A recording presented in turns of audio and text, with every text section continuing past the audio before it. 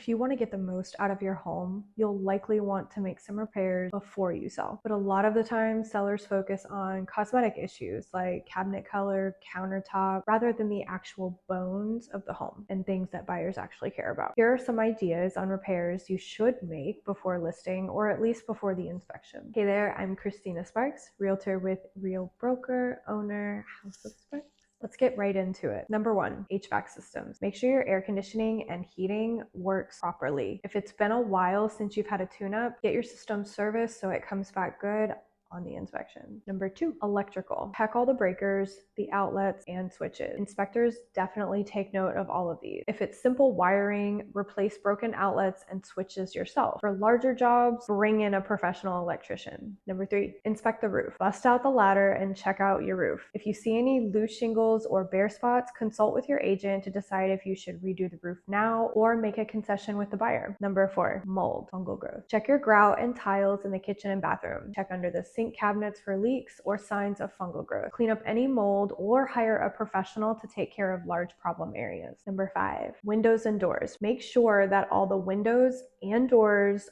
all lock and seal correctly. Air seal any iffy spots and repair any busted locks. Make note of any broken windows. If it's in your budget to replace, by all means. Of course, I will always recommend that a seller get their own inspection before listing, but just going through this list and getting these things in working order, you'll be ready to ace any buyer's inspection and make the most profit. Remember, when buyers see little things like this that aren't working properly or are broken, they wonder on the bigger things. When a buyer sees that these bigger ticket items are functioning and working properly, it gives them a little bit of ease that you've taken care of your home and you care about your home. Have questions? Feel free to reach out. I'm happy to help any way I can. Have a great day.